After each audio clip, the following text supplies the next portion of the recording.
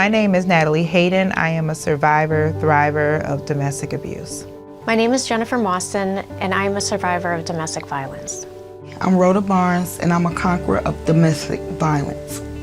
My name is Laverne Badger, and I am a survivor, thriver. What I would love for the public to understand about domestic violence is that it is not a one covers all. There are several ways to be abused. So there's, of course, physical. People think of the physical right away.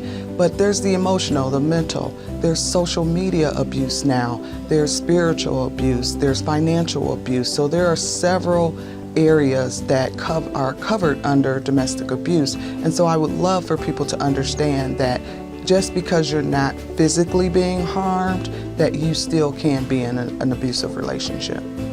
What I really want the public to understand about domestic violence is that it can happen to anyone.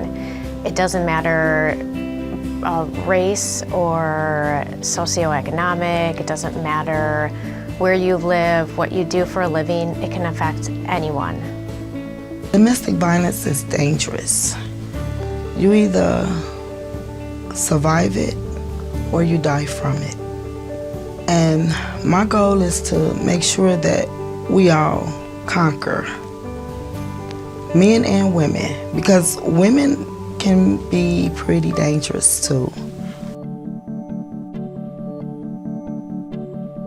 I would say the main thing that helped me was just being open to some of the advice, and even though I may have not taken it at that moment, it did resurface. I did think about it in those moments of despair and hopelessness, and it was an opportunity. It gave birth to me believing that there was an opportunity,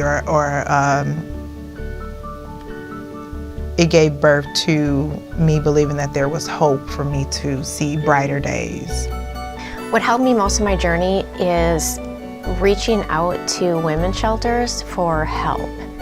Because if I would confide in friends, of course, naturally they would say, you have to get out, you have to leave, you have to get out. And they didn't understand what a scary situation it was and how dangerous it was for me to get out. So what helped was stopping in the women's shelter in Waukesha and them saying, we understand it's dangerous for you to get out, but what we're gonna do is we're gonna help you figure out a plan to get out, and we're gonna help you figure out a plan what to do if another situation occurs.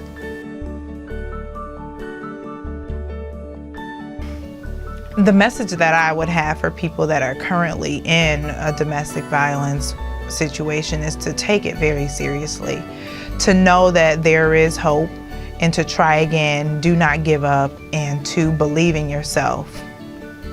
Know that there's a way out, that there's a door, always.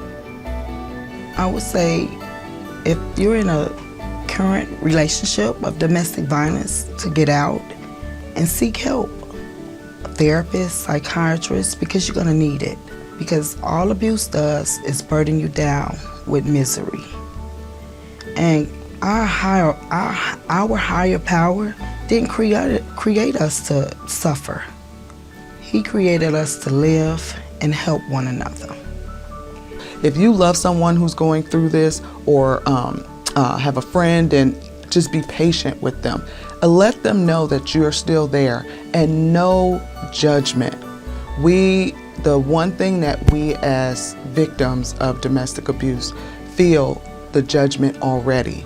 We already know that this is not something that we want to live through. We're already embarrassed. We're already in shame. We already know that the world is judging us for what we're not doing by leaving. So give no judgment. When you're ready, I'm here for you. We hear that. We hear that. When you're ready, I'm here for you. And so just don't ever give up on them.